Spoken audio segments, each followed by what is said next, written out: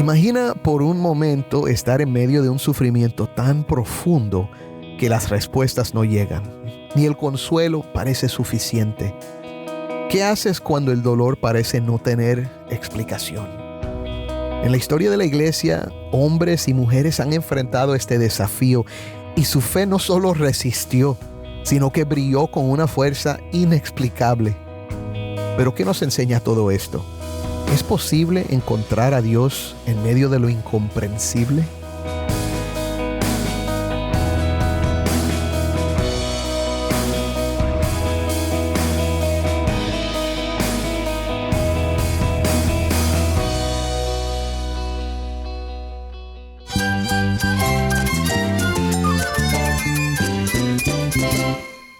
Jesús es nuestro Salvador, nuestro amigo. Cristo es mi guía. Cristo significa todo, pero en primer lugar mi Salvador, mi refugio en tiempos difíciles. Él es nuestra fortaleza. Es la salvación, es la vida eterna. Bueno, Cristo es vida. Él es suficiente. Él es el héroe de esta gran historia. Cristo para mí es mi todo.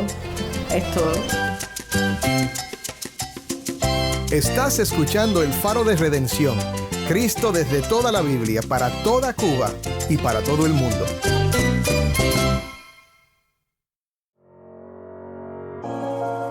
Hola, soy el pastor Dani Rojas, el director y locutor del Faro de Redención. Gracias por acompañarme hoy en esta edición especial de lo mejor del 2025, donde estamos revisitando algunas de las conversaciones más significativas que tuvimos este año. Vivimos en un tiempo en el que la memoria se debilita con facilidad y la iglesia puede perder de vista sus raíces si no vuelve intencionalmente a su propia historia, y por eso seleccionamos esta conversación con el renombrado historiador Justo González, una de las entrevistas que más profundamente impactó a nuestra audiencia y que sigue iluminando el camino de la fe en medio de la adversidad. Hoy retomamos esta reflexión sobre la fidelidad de Dios a lo largo de los siglos, especialmente cuando su pueblo enfrenta persecución, dolor o incertidumbre. La perspectiva del Dr. González nos ayuda a mirar el sufrimiento, simplificarlo, a reconocer su realidad y a descubrir cómo la iglesia, desde sus primeros días, ha caminado con esperanza, aun cuando la respuesta al por qué no es muy clara. ¿Qué significa encontrar a Dios en medio del quebranto? ¿Qué podemos aprender de quienes dieron testimonio en circunstancias extremas? Este episodio vuelve hoy porque estas preguntas siguen siendo urgentes para nosotros. Quédate con nosotros. Lo que escucharemos a continuación es uno de los momentos más memorables del año y aún tiene mucho que enseñarnos.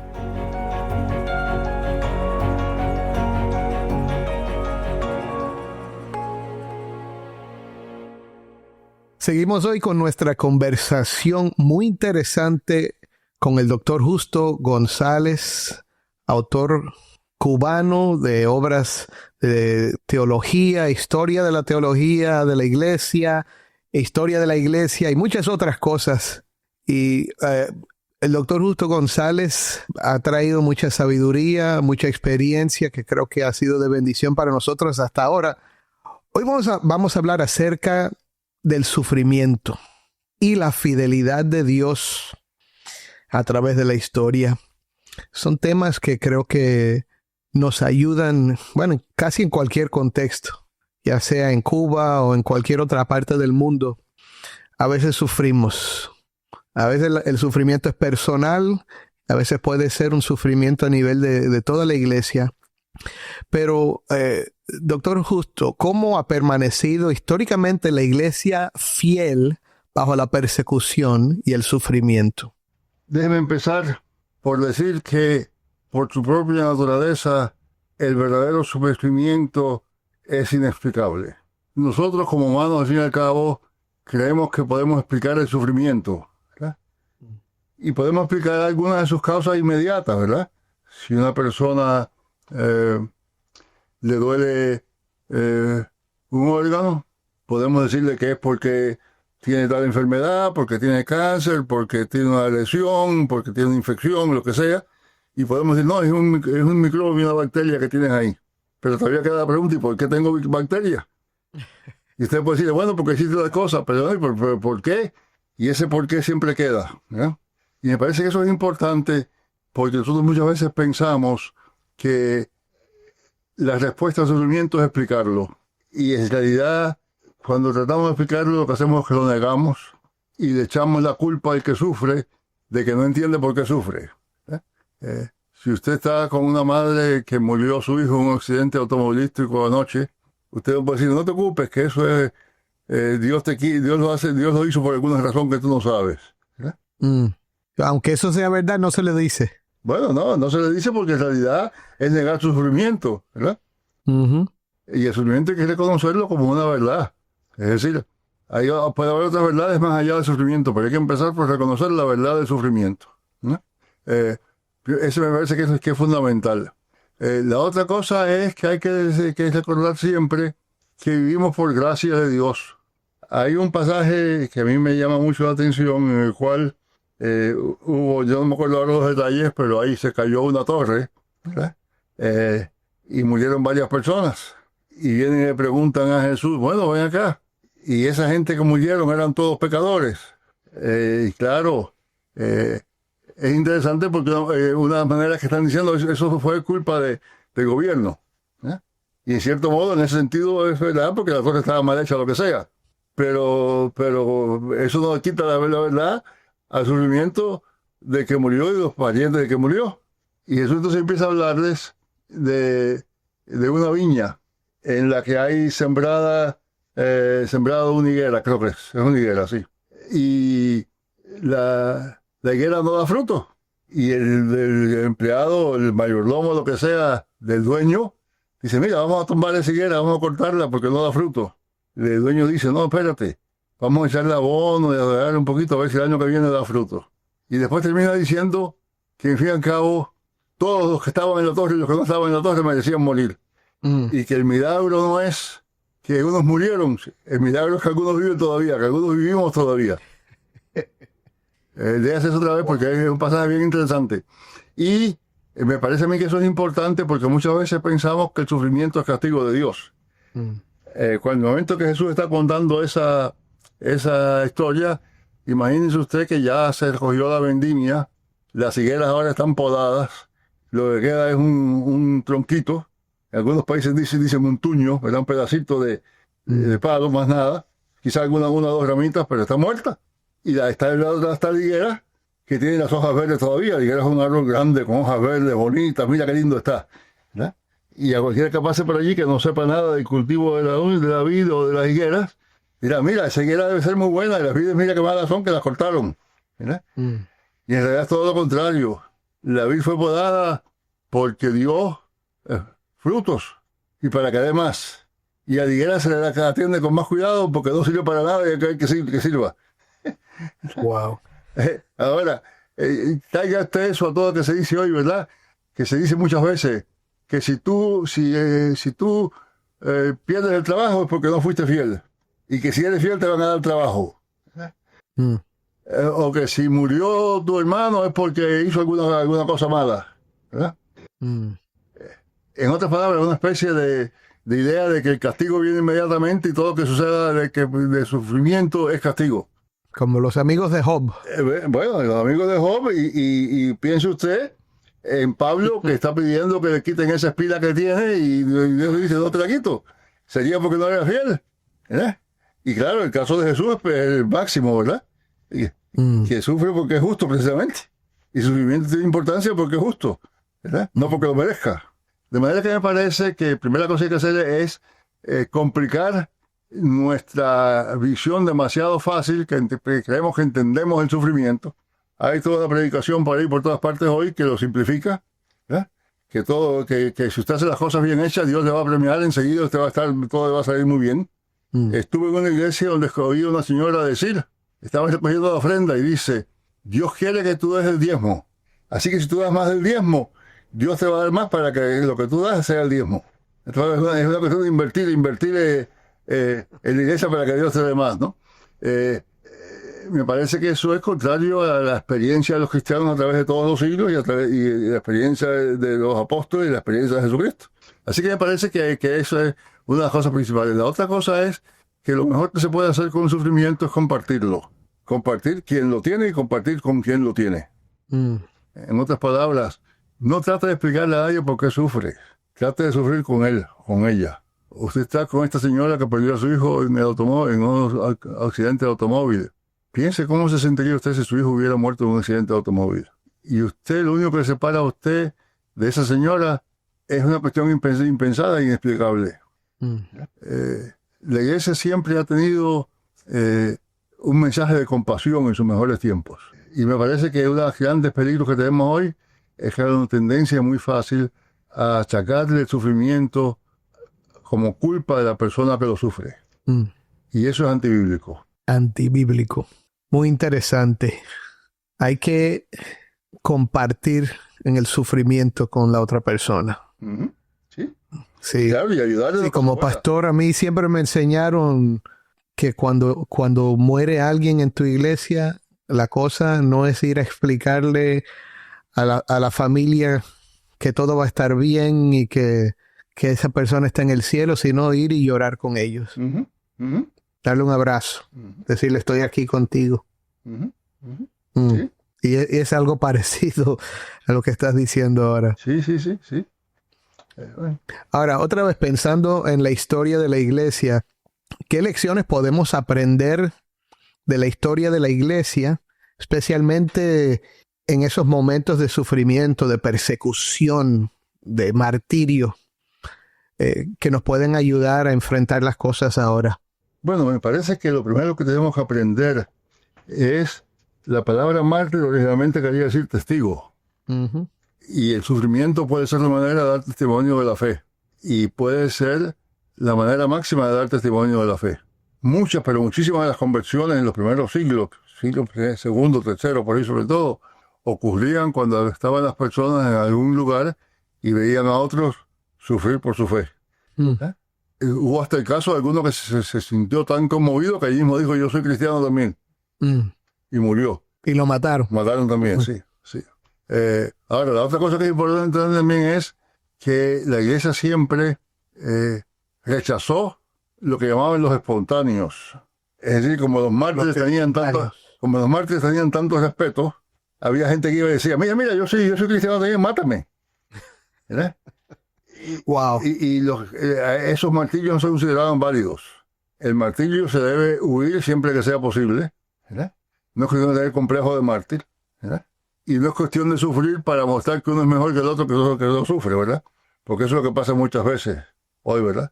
El papá que le dice al hijo, mira, yo que me sacrifiqué tanto por ti, que pude haber hecho tal cosa, pero lo hice por ti, y yo te hice esto por ti, y ahora tú me tratas mal, yo que fui tan bueno contigo, y usted se vuelve un mártir, ¿verdad? Pero eso no es martirio de verdad, ¿verdad? Eso es una especie de chantaje psicológico. Manipulación, sí. Ahora, pero me parece que el ejemplo de los mártires es importante porque los hubo y no tan tiempo atrás, ¿verdad? Yo estoy pensando ahora, en la iglesia nuestra estamos estudiando la Confesión de Barmen. La Confesión de Barmen fue un documento cuando Hitler estaba subiendo al poder en los años 30 del siglo pasado, pues surgió un movimiento que se llamaba los cristianos alemanes. Y los cristianos alemanes eran un grupo de cristianos que decían que Alemania era el país escogido por Dios para salvar al resto del mundo, y que el gran líder de Alemania puesto por Dios, una especie de mesías, era Hitler, y que lo que Hitler dijera había que hacerlo. Y entonces un grupo de cristianos se reunieron en Barmen y hicieron un documento que básicamente es una afirmación primero del monoteísmo cristiano. No hay otro Dios que Dios, y Hitler no puede ni acercarse ni a la chancleta, ¿verdad? Pero aparte de eso, afirmar también el amor, ¿verdad? Y que una doctrina que sea doctrina de odio no puede ser cristiana, punto. Y por eso varios de ellos murieron, otros fueron al exilio, ¿verdad? Pero eso fue lo que salvó a la iglesia alemana. Porque aquella iglesia nazista, pues cuando acabó aquello, desapareció. Y todavía la iglesia en Alemania está pagando lo que hicieron aquellos señores hace ya casi 100 años, ¿verdad? Sí. El desprestigio, ¿verdad? Y es una de las cosas que uno siempre teme, porque ahora hay muchos lugares donde hay líderes que pretenden que ellos son el enviado por Dios para salvar a la patria y para hacer de la patria una gran cosa, ¿verdad? Pero me parece que el ejemplo de esa iglesia, de esa gente que firmó la Confesión de Barmen, es algo que vamos a necesitar bastante en este siglo XXI. Wow. Y eso nos da mucho que pensar. Ahora, una pregunta más para ya ir terminando. ¿Cómo es que el testimonio de la fidelidad de Dios puede sostener a su pueblo en tiempos difíciles? Bueno, la pregunta ¿cómo? Que usted me hace, pues no sé qué decirle cómo. Yo puedo decirle que sí sucede. Ahora, el cómo me parece que es por obra del Espíritu Santo. Los antiguos mártires, muchos decían, estaban convencidos de que cuando sufrían ellos no sufrían solos, que Cristo estaba sufriendo con ellos. Y algunos decían que no les dolía, porque estaba Cristo con ellos. Pero yo no creo que eso quiera decir que uno se deba de meter a mártir para tener esa experiencia, ¿verdad? Es otra vez lo que decía antes de los espontáneos, ¿no? Pero me parece que esa fidelidad es tal que solamente puede venir de un poder que está afuera. Un poder externo. El martirio es inexplicable. Una persona enferma muchas veces lo hace, ¿verdad? Es una especie de suicidio, pero el mártir, la mayor parte de los mártires, que son gente fiel, que se esconde si puede, que trata de evitar ser mártir, pero que al fin y al cabo dice, bueno, ya está bueno, ya no me escondo más, ¿verdad? Eso esa persona tiene un poder inexplicable. Y me parece que lo importante para conocer esa historia es que ese poder todavía está ahí y está a nuestra disposición. Todavía está ahí. Y me parece que también una cosa que la Iglesia siempre hizo en la antigüedad es que se preparaban para el martirio. ¿Y cómo usted se prepara para el martirio? Usted se prepara pagando los precios más pequeños que hay que pagar por la fidelidad. Y no diciendo, bueno, cuando sea el momento de ser mártir, entonces voy a ser fiel. Ahora me ofrecen un trabajo que no es muy decente, que va a causar el sufrimiento a algunas personas, pero como me hace falta dinero, pues lo acepto, ¿no? Eso le quita a usted parte de la fuerza que usted tendrá cuando llegue el momento del pago grande. Así que hay que ser fiel en lo poco. ¿Se acuerda? En lo poco fuiste fiel, sobre lo mucho te pondré, ¿verdad? Sí, hay que ser fiel en lo poco. Hay un cuento de un señor que decía que era muy patriota, ¿no? Dice, bueno, y si tú tuvieras $2 millones, ¿qué te digas tú? No, yo doy $1 millón al Tesoro Nacional. Qué bien, qué bien. Y si tuviera 2 casas, ¿qué hacías tú? Yo doy una casa al Tesoro Nacional. Si tuviera 2 automóviles, 2 Mercedes, ¿qué harías tú? Le doy uno al Tesoro Nacional. Si tú tuvieras 2 camisas, ¿qué harías tú? No, nada. ¿Cómo que no? ¿Por qué no? Porque las 2 camisas sí las tengo. ¿Bien? En otras palabras, estoy dispuesto a sacrificar lo que no tengo. Son mías. Estoy dispuesto a sacrificar lo que no tengo, pero lo que tengo no lo sacrifico. Entonces quiere decir que cuando llegue el momento de sacrificar lo que tengo, pues no estoy preparado, ¿no? Así que me parece que parte de lo que hacían los cristianos antiguos era precisamente eso, ¿verdad? Esa solidaridad para ayudar al que estaba necesitado, que en cierto modo era un sacrificio para el que ayudaba, ¿no? Claro. Todo eso, pues eso va preparando para cuando lleguen los momentos de la obediencia más difícil. Pues gracias por esa sabiduría, Justo. Bueno, vamos a terminar nuestro tiempo ahora, pero pensando en esta idea de ser fiel ahora. Ser fiel en lo poco. El Señor quizás no te está llamando ahora mismo a ser un mártir en el sentido ya clásico de la palabra, pero cada día podemos ser fiel a Dios. Exactamente. Cada día podemos dar esos pasos de fidelidad con la ayuda del Espíritu Santo, en el poder del Espíritu Santo, porque uno nunca sabe cuándo el Señor nos va a llamar a ser fieles hasta, como es que dice en Hebreos, hasta el punto de derramar sangre, ¿verdad? Pero los ojos fijos o fijados en Cristo Jesús, el autor y consumador de nuestra fe. Gracias, Justo. Vamos a hablar mañana, una conversación más. Hasta mañana entonces, y seguiremos Okay. informando, como decía la antigua BBC de Londres, seguiremos informando. Muchas bendiciones. Seguiremos informando. Gracias.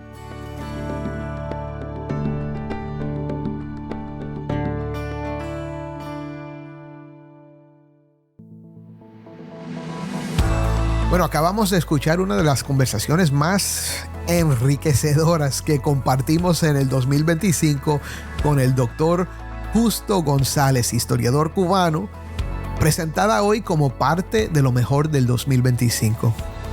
Si quieres oír más de esta serie, Historia y Esperanza con Justo González, puedes buscar los episodios en nuestro archivo en elfaroderedención.org/escuchar. Estos originalmente se transmitieron al aire a fines de marzo del 2025.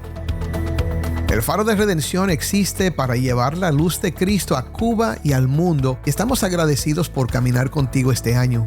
Si este mensaje ha sido de bendición para ti, nos encantaría saberlo. Así que escríbenos a ministerio@elfaroderedención.org. Otra vez, ministerio@elfaroderedención.org. También puedes seguirnos en Facebook, Instagram y X como @Faro de Redención. Y vas a encontrar ahí más recursos para tu edificación durante la semana.